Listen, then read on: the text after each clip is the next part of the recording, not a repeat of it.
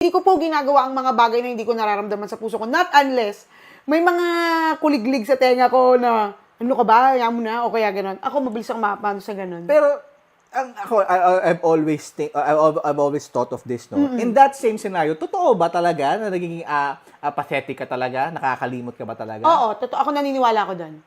Ako kasi, pag nasa, halimbawa, friendship man or romantic relationship, family, alam mo yan, relatives. Pag nandun ako sa sitwasyon, nandun ako sa loob ng pagmamahal, pinaglalaban ko yung pagmamahal na yun eh. Kahit mukha nga akong tanga, kahit sa kaibigan. Like, hello, ang dami mo nagawa sa akin, pero sige, ayusin natin ng ayusin.